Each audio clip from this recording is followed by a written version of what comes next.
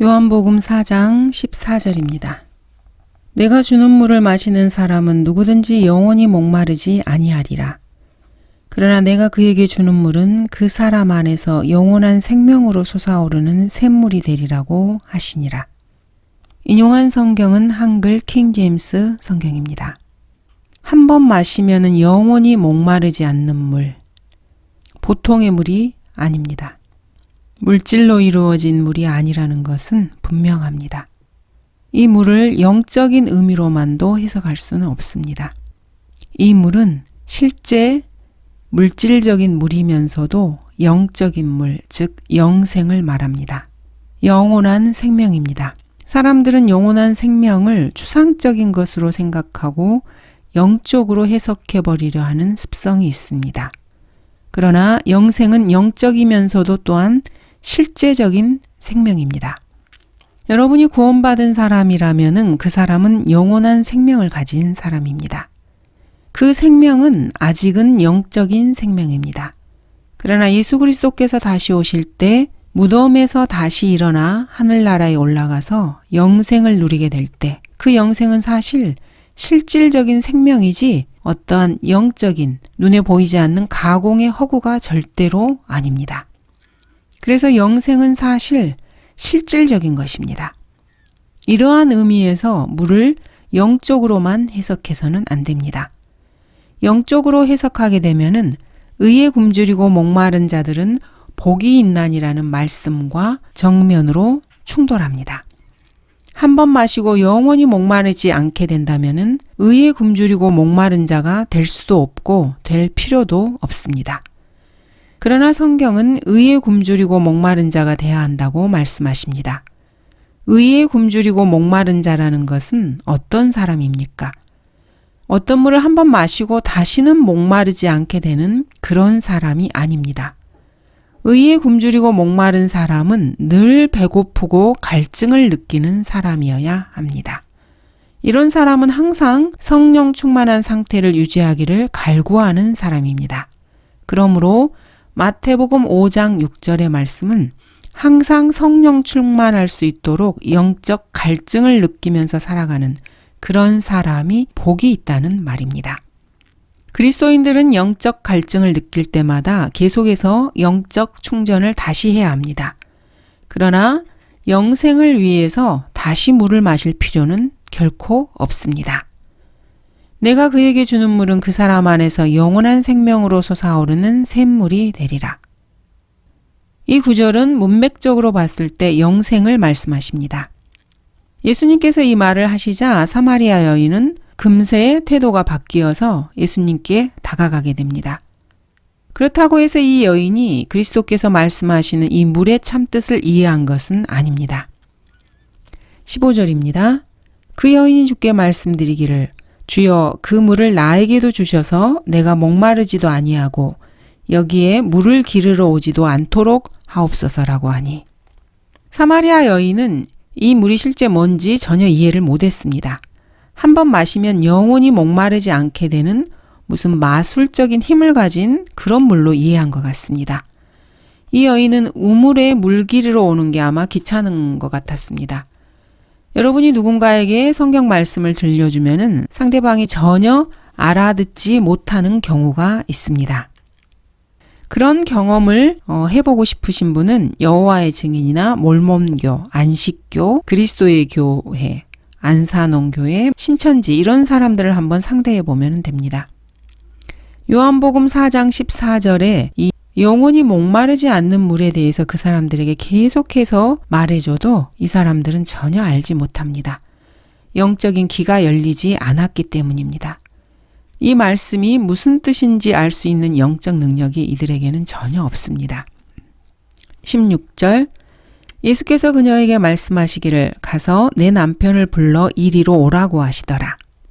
사마리아 여인은 예수님께 그 물을 나에게도 주셔서 내가 목마르지 않게 해달라고 구합니다. 그러자 예수님께서는 가서 내 남편을 불러 이리로 오라고 말씀하십니다. 주님께서는 지금 그녀에게 너하고는 말이 안 통하니까 내 남편을 이리 데리고 오라 이렇게 말씀하신 것이 아닙니다. 죄인이 구원을 받으려면 먼저 죄의 문제를 해결해야만 합니다. 인간이라면 모두가 다 마찬가지이고 예외는 없습니다. 하나님께서 마련하신 구원 계획이 각 개인에게 이루어지기 위해서는 그 사람의 죄의 뿌리를 먼저 뽑아내야 합니다.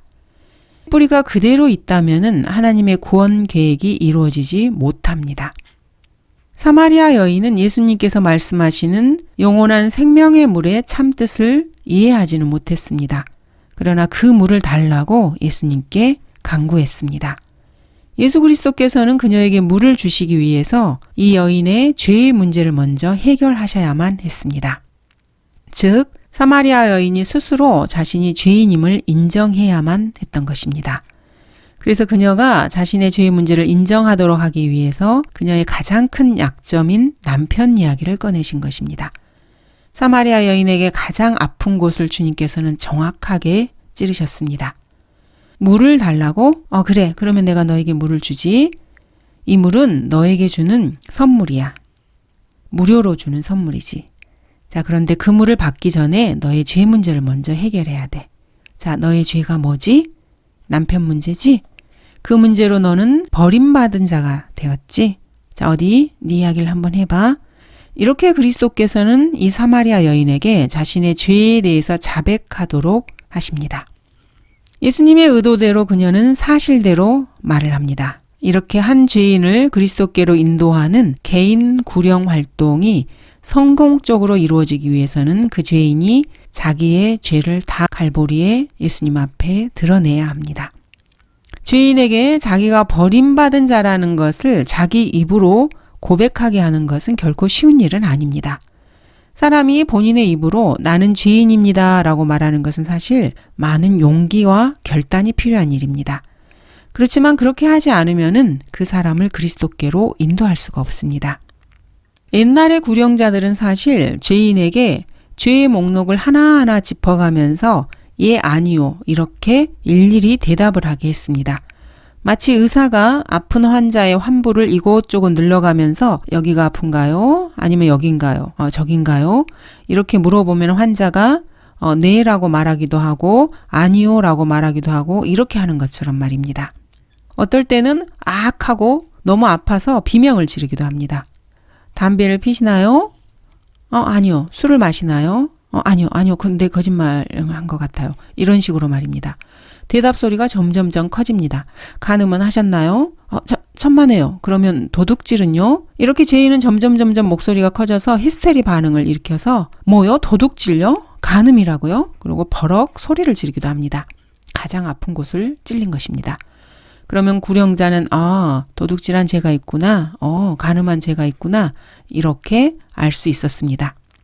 이렇게 자신의 죄를 시인하고 죄인임을 자백하는 것입니다. 스스로 죄인임을 인정하면은 예수 그리스도께서 모든 죄를 다 이미 용서해 주셨다는 사실을 알려주고 예수 그리스도를 믿고 구주로 영접하게 인도하는 것입니다. 예수 그리스도께서 여인에게 가서 내 남편을 불러오라 이렇게 말씀하시는 것은 뭔가 잘못한 아들에게 어머니가 자 가서 이제 네가 망가뜨린 저거를 이리 좀 가지고 와봐 이렇게 말하는 것과 같습니다. 아들이 숨겨놓은 온갖 잘못한 일을 다 끄집어내는 것과 같은 이치입니다. 구원받고 거듭나는 것은 모든 것을 새롭게 하는 그런 새로운 시작입니다. 새로 시작하려면은 지금까지의 모든 무의미한 것들을 다 쓰레기통에 쳐 넣어야 합니다. 여러분이 죄로 물들어 있다는 것을 알면 여러분은 지금까지의 자신이 쓸모없는 존재였다는 것을 알게 됩니다. 쓸모없는 존재라면은 당장 쓰레기통에 쳐 넣는 것을 주저하지 않습니다. 그리고 새롭게 시작합니다. 개인 구령을 할 때 제일 먼저 당신은 죽습니다. 이렇게 시작할 수 있습니다. 그 다음에는 심판석에 서야 하고 심판석에서 무사 통과할 수 없습니다. 네 번째로 그래서 당신은 지옥에 가야 합니다. 그런데 구주께서 계십니다. 구주께서는 당신의 그 죄를 위해서 대신 죽으셨고 장사한 지 사흘 만에 죽은 자 가운데서 다시 살아나셨습니다. 당신이 그분을 믿고 구주로 영접하면은 영원한 생명을 얻습니다. 이런 순서대로 할 수 있습니다. 그 외에 잡다하거나 복잡한 교리적인 이야기는 피해야 합니다. 간단하게 말하면은 당신은 잘못되어 있는 죄인입니다. 그래서 주 예수 그리스도를 영접해야 합니다. 이것으로 귀결되어야 합니다. 17절입니다. 그 여인이 대답하여 말하기를 나에게는 남편이 없나이다라고 하니 예수께서 그녀에게 말씀하시기를 나에게는 남편이 없나이다라고 한 내 말이 옳도다. 자, 그 여인은 모든 것을 사실대로 말하기 시작합니다. 나에게는 남편이 없나이다라고 한 내 말이 옳도다. 예수님께서는 이 여인의 고백을 사실로 인정해 주십니다. 하나님께서는 우리 모든 죄들을 일일이 다 알고 계십니다. 성경은 그래서 하나님께서 너희의 머리카락까지도 다 세워두셨다라고 말씀하고 있습니다. 여인에게는 사실 합법적인 남편이 없었습니다. 지금 같이 살고 있는 남자 역시 합법적인 남편이 아니었습니다. 그것은 부도덕한 큰 죄였습니다. 예수님께서는 이미 그것을 다 알고 계셨고 그녀 스스로 자신의 죄를 자백하도록 하신 것입니다. 18절 너에게는 5명의 남편이 있었으며 또 지금 있는 자도 내 남편이 아니므로 내가 이 점에 관하여 참말을 하였도다 라고 하시니 그리스도께서는 과거의 죄까지도 다 지적하고 지금 살고 있는 내 남편, 지금 살고 있는 남자 역시 내 남편이 아니라 다른 여자의 남편이라고 전혀 봐주지 않고 지적을 하십니다. 이 여인의 과거의 죄는 고백하지 않았지만 현재의 죄말을 사실대로 자백한 데 대해서는 내 말이 옳다, 네가 참말을 했다 이렇게 그 정직성을 확인해 주십니다. 19절 그 여인이 주께 말씀드리기를 주여 당신이 선지자이신 것을 내가 아나이다. 자신의 죄들을 모두 알고 있는 주님 앞에서 그녀는 털썩 주저앉고 싶은 그런 심정이었을지도 모릅니다. 그러나 여인은 자기 앞에 서 계신 분께서 바로 그리스도라는 사실을 알지 못하고 영적 분별력이 좀 뛰어난 선지자쯤으로 생각합니다.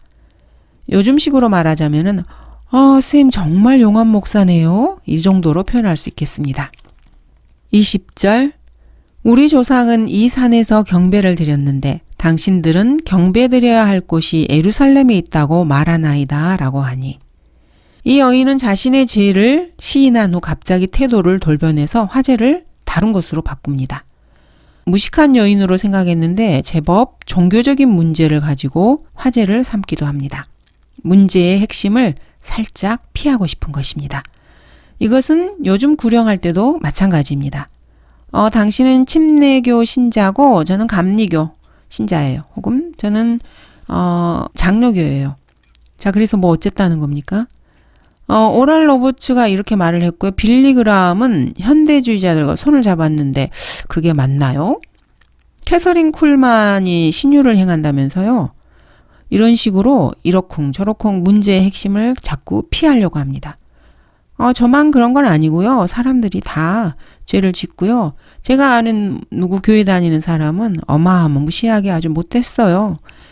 자, 개인 구력을 하는 사람이 죄인을 앞에 놓고 무슨 교파, 교단, 어느 교회, 어느 종교 이런 쓸데없는 이야기를 늘어놓는 것은 참으로 바보 같은 짓입니다. 지금 죄인에게 필요한 것은 구원입니다. 자기가 죄인인 것을 알고 주 예수 그리스도를 믿고 예수님을 구주로 영접해서 영생을 얻는 것이 문제의 핵심입니다. 우리 조상은 이 산에서 경배를 드렸는데 당신들은 경배드려야 할 곳이 예루살렘에 있다고 말하나이다 라고 하니 자, 그리스도께서는 지금 영원히 목마르지 않을 물, 영생에 대해서 말씀하시면서 여인의 죄를 다루고 계십니다. 그런데 이 여인은 갑자기 전혀 상관없는 이야기를 꺼내고 있습니다. 자, 문제의 핵심이 무엇입니까? 이 산에서 경배를 드리건 예루살렘에서 경배를 드리건 그런 건 전혀 중요한 문제가 아닙니다. 자신이 죄인임을 진심으로 깨달은 사람은 지금 자기에게 구주가 필요하고 그 구주가 주 예수 그리스도 이분이라는 사실에만 거기에만 집중해야 합니다. 그것이 가장 중요한 일입니다. 구원받지 못한 죄인이 주 예수 그리스도를 믿고 예수님을 구주로 영접하기 전에 어떤 교회에 발을 들여놓고 그 교회 신자로 등록을 마친 다음에 그 교회를 계속 다니는 것은 사실 훨씬 위험한 일입니다. 교회는 결코 죄인을 구원해 주지 못합니다. 죄인을 구원해 주실 수 있는 분은 오직 주 예수 그리스도 한 분뿐이십니다. 교회가 예수 그리스도께로 다가가는데 꼭 반드시 거쳐야 할 관문이라고 생각하는 사람이 많습니다. 그러나 틀린 생각입니다. 그리스도께로 다가가기 위해서 반드시 거쳐야 하는 그런 관문 같은 것은 전혀 없습니다. 죄인은 자기가 있는 바로 그 자리에서 그분을 직접 만날 수 있어야 합니다. 예수님께서는 죄인에게로 찾아오는 분이십니다. 저만치 멀리 떨어져서 죄인을 향해 다 내게로 오라 이렇게 소리치고 계시는 분이 아닙니다. 여러분 앞에 복음을 들고 나타난 사람이 있으면은 전도지 한 장이라도 혹시 여러분에게 건네주는 사람이 있으면은 그는 여러분 앞에 다가와 거기 계신 예수 그리스도를 여러분에게 소개하고 있다는 것을 잊어서는 안 됩니다. 이것저것 가릴 것 없이 당장 주 예수 그리스도가 어떤 분이신지 소개를 받고 그분 앞에 무릎을 꿇어야 합니다. 이것이 여러분이 살 수 있는 유일한 길입니다. 인간이 살 수 있는 유일한 길인 것입니다. 지금 사마리아 여인 앞에도 예수 그리스도께서 몸소 찾아와서 계십니다. 지금 이 여인에게 가장 중요한 문제는 영원히 목마르지 않는 물을 받아 마시는 일입니다. 누가 어디서 경배를 드리건 이런 문제는 전혀 중요한 문제가 아닙니다. 21절 예수께서 그녀에게 말씀하시기를 여인아 나를 믿으라. 너희가 이 산에서나 예루살렘에서도 아버지께 경배하지 않을 그때가 오리라. 자, 그런데 예수님께서는 전혀 짜증을 내지 않으시고 죄인이 하는 말에 일일이 다 응답을 해주십니다. 참으로 대단한 인내심입니다. 단순히 대답만 해주시는 것이 아니라 엄청난 진리를 계시해 주십니다. 너희가 이 산에서나 예루살렘에서도 아버지께 경배하지 않을 그 때가 오리라. 주님께서는 지금 경배드리는 장소 같은 거 이런 것은 감히 비교할 수 없는 아주 중대한 문제에 시선을 돌리도록 여인의 관심을 끄십니다. 그 때가 오리라. 그 때 이것은 23절에서 설명하고 있습니다. 그러나 참된 경배자들이 아버지께 영과 진리로 경배드릴 때가 오나니 바로 지금이라. 이는 아버지께서 자기에게 경배드리는 그런 자들을 찾으심이라. 먼저 22절부터 보겠습니다. 너희는 너희가 알지 못하는 것을 경배하고 우리는 우리가 경배하는 것을 아노니 이는 구원이 유대인에게서 나오기 때문이라. 지금 여인은 경배드리는 장소를 문제 삼고 있습니다. 자, 그렇지만 예수님께서는 단 한순간도 문제의 핵심에서 비껴나가지 않고 너희는 누구이고 우리는 누구인가 이것을 설명해 주십니다. 여기서 말하는 너희는 이방인이고 우리는 유대인입니다.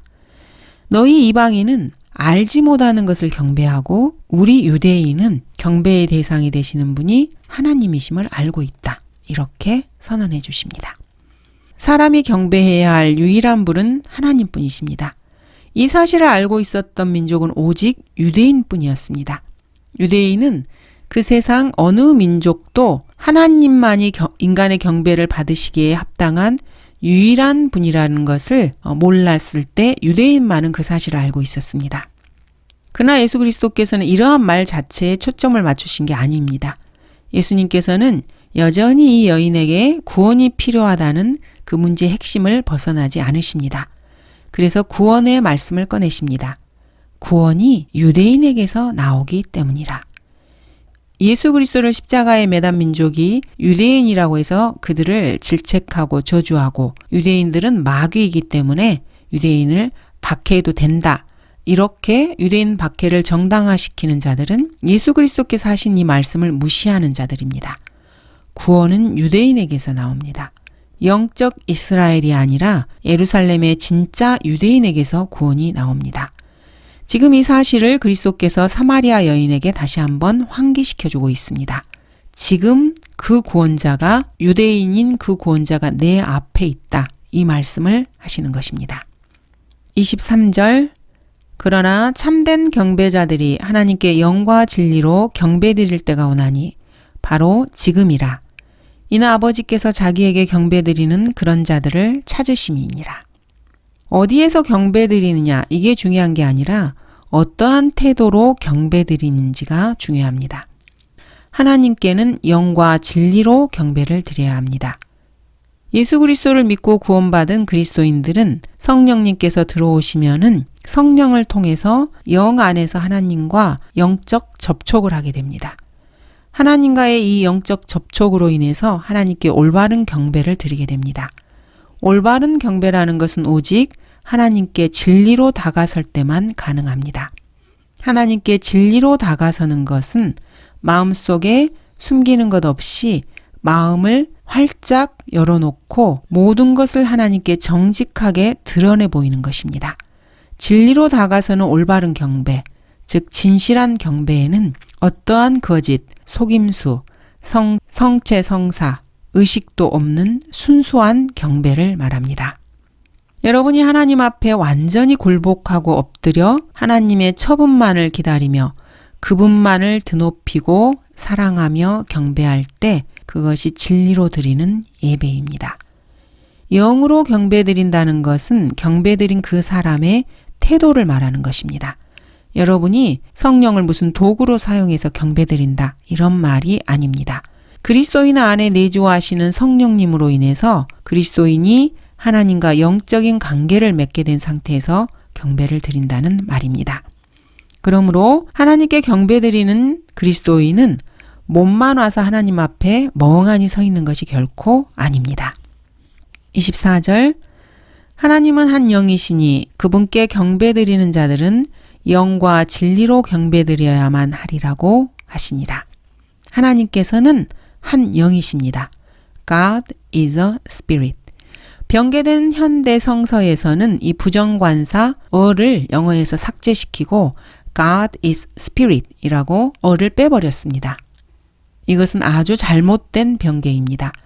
부정관사 어를 빼버리고 God is spirit 이렇게 하면은 하나님의 영을 구체적이고 실질적으로 존재하시는 인격적인 실체의 그런 영이 아니라 추상적이고 관념적인 존재로 만들어버리는 것입니다.